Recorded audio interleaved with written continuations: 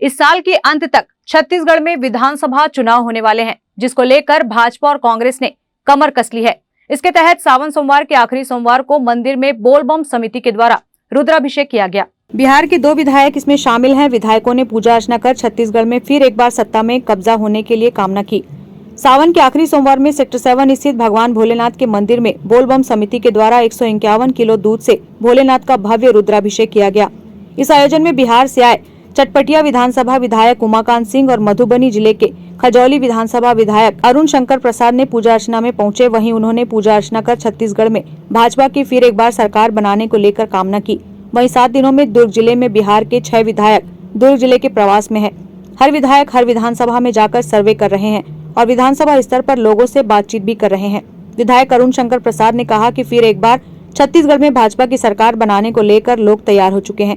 पिछले बार जो नाराजगी आ गई थी, इसी के चलते कांग्रेस जीत गई। अब लोगों में कांग्रेस पार्टी के प्रति आक्रोश नजर आ रहा है, क्योंकि राज्य सरकार के 4.5 साल हो चुके हैं, लेकिन कोई भी विकास नहीं दिख रहा है। छत्तीसगढ़ एक सुशील प्रांत है।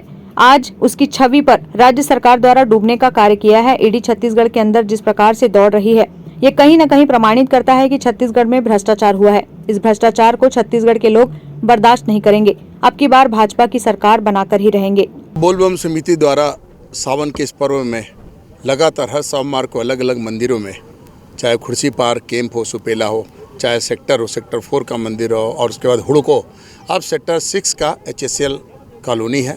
तो यहाँ बाबा देवदेव महादेव विराजे हुए हैं। तो आज यहाँ रुद्रा महाभिषेक 108 किलो दूध द्वारा हुआ, 51 किलो लड्डू का महाभोग लगा गया, और साथ में महाप्रसाद हलवा, पूड़ी, सब्जी, चावल वगैरह का जो शाम देर तक हजारों की संख्या में बना है, जो लोगों को मिलेगा। भक्ति का भाव है, देवादेव महादेव धरती पे आए हैं, सबकी मनोकामनाओं को पूर्ण करेंगे, और भक्ति भाव के साथ इस सावन का पर्व है, इसलिए सबको शुभकामना है, सबको बधाइयाँ हैं। भिलाई में हमारी राष्ट्रीय टीम ने 90 विधानसभाओं में 90 विधायकों को अलग अलग राज्यों से राष्ट्रीय टीम ने यहाँ भेजा, और पूरे हम लोग छत्तीसगढ़ का अलग अलग विधानसभाओं में दौरा कर रहे हैं, और रोज़ 5 से 10 कार्यक्रम हम लोग रोज़ कर रहे हैं। और भिलाई की जनता ने मन बना लिया, एक बार गलती हुई, उस अफसोस कर रहे हैं कि हमारे देश के नेतृत्व, प्रधानमंत्री जी के नेतृत्व में, और रमन सिंह जी ने, यहाँ भारतीय जनता पार्टी ने,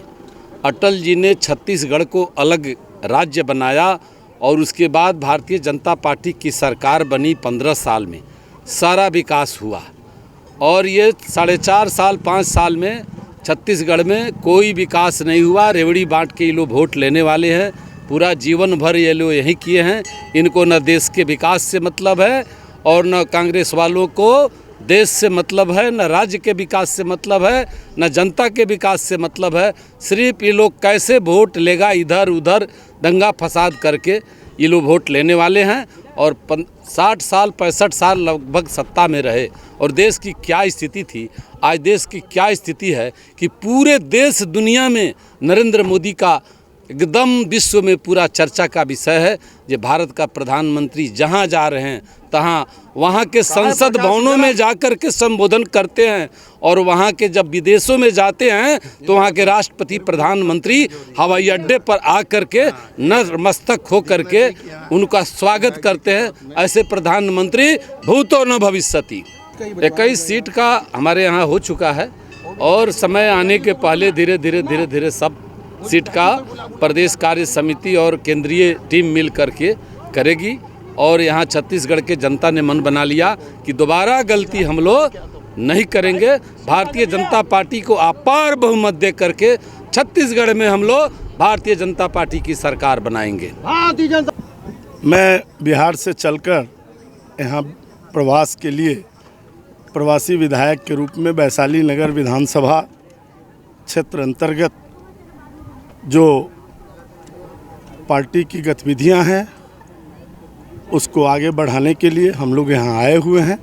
उसमें विभिन्न प्रकार की गतिविधियां हैं जो अभी हमने भाग लिया, वो भी इस गतिविधियों में शामिल है। मंदिर, शिवालय, देवालय, वहाँ जाकर पुजारियों से समर्थन जुटाना, वहाँ भक्तों से समर्थन जुटाना।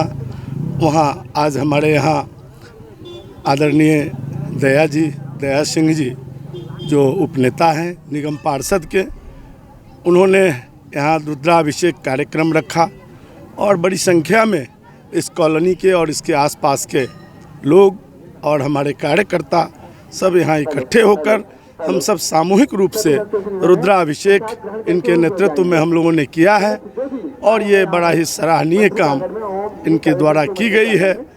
और धर्म की शिक्षा और भारत कैसे आगे बढ़े इसके संकल्पना के साथ हम सब ने आज अंतिम सोमवार को, जो आज सिद्ध योग का दिन है, इस दिन भारत माता को परम वैभव के शिखर तक ले जाने के लिए, भारत को दुनिया का सर्वश्रेष्ठ राष्ट्र बनाने के संकल्प के साथ हम सब ने रुद्राभिषेक किया है।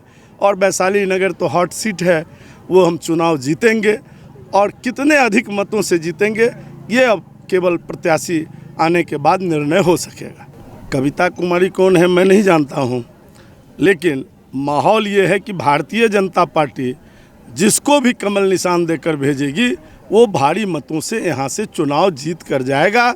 यहाँ के लोग किसी अन्य बातों में न उलझकर वो सीधा जानते हैं कि मैं भारतीय जनता पार्टी का समर्थक और कार्यकर्ता हूँ और भारतीय जनता पार्टी का परंपरागत वोटर हैं यहाँ। और मैंने उनके जनमानस को टटोल कर आज 7 दिनों तक देखा है। कल 8वां दिन का प्रवास मेरा समाप्त जब होगा तब हम लोग यहाँ से प्रस्थान करेंगे। और इतने दिनों में ये पता चल गया है यहाँ का नॉर्म्स, क्योंकि मैं भी अपने बिहार में 7 बार चुनाव विधानसभा का लड़ चुका हूँ, दर्जनों चुनाव का मैं प्रभारी रहा हूँ, इसलिए जनता का नब्ज जानने आता है। और उस आधार पर मैं कह सकता हूँ कि भारी मतों से वैशाली नगर तो हम जीतेंगे ही। इस बार छत्तीसगढ़ में भी जो आपको सीन दिख रहा है लगातार बढ़ते हुए, ये बढ़त 55 के पार जाकर रुकेगा, इधर रुकने वाला नहीं है। और भारतीय जनता पार्टी यहाँ भी सरकार छत्तीसगढ़ में भी बनाएगी। और आदरणीय नरेंद्र मोदी जी ने जो चांद पर पहला अपना चंद्रयान 3 लॉन्च किया है, उसके कारण दुनिया भर में एक वातावरण भारत के प्रति बना है। भारत दुनिया का विश्व गुरु भी बनकर रहेगा। हम जो 15 साल तक यहाँ सत्ता में रहे, उसके कारण हमारा जो एंटी इनकम्बेंसी फैक्टर था, उसको उन दिनों हमारे नेताओं ने ठीक प्रकार से अध्ययन नहीं कर सका और उसका नतीजा हुआ कि कार्यकर्ता हमारे शिथिल हो गए, जिसके कारण हम चुनाव हारे थे। हम मतों से चुनाव नहीं हारे थे। अगर हमारे कार्यकर्ता तनकर बूथों पर खड़े हो जाते तो उस समय भी हम 15 नहीं 55 सीट जीतते। लेकिन हमारे कार्यकर्ता का कहीं न कहीं मनोबल टूटा हुआ था। आज एक बार 4.5 साल के अंदर जो भ्रष्टाचार जो कभी मनमोहन सिंह जी की सरकार में केंद्र में हुआ करता था कि एक मंत्री जेल जाते थे, दूसरे बाहर आते थे, आज वो स्थिति यहाँ कोयला घोटाला से लेकर शराब घोटाला और चावल घोटाला से लेकर गोबर घोटाला तक जो करने का काम भूपेश बघेल की सरकार ने की है। और जनता को जो छला है उसका बदला जनता उनसे लेगी। उनको बहुत भरोसा है ट्राइबल पर, तो ट्राइबल में भी हम दिखा देंगे उनको अपनी उनकी चुनौती हम वहाँ भी स्वीकार करते हैं। और जब छत्तीसगढ़ जीतेंगे भैया तो बिहार तो जितना ही है। चूँकि बिहार में इतने दिनों तक हम जिताने का काम किए और दूसरे को नेता बनाने का काम किए, इसलिए आज तक वहाँ भारतीय जनता पार्टी स्वयं नहीं आ सकी। आज हम वहाँ संघर्ष किया है और वहाँ भी एक लाठीचार्ज के बाद 5 से अधिक लोकसभा की सीटों में परिवर्तन नज़र आया है। दूसरी बार जब वो हम पर लाठी चलाएंगे, हम उनके मुद्दे उठाएंगे और वो लाठी चलाएंगे, बिहार में अपनी सरकार हमारी बनने से कोई रोक नहीं सकेगा। अब नीतीश कुमार की साख समाप्त हो चुकी है बिहार से। वो जो तीसरा ध्रुव बना हुआ था, वो तीसरा ध्रुव इस बार टूट जाएगा। आमने सामने की लड़ाई होगी और जब आमने सामने शत्रु होगा तो भाजपा के सामने टिक नहीं पाएगा। Bureau report, grand news.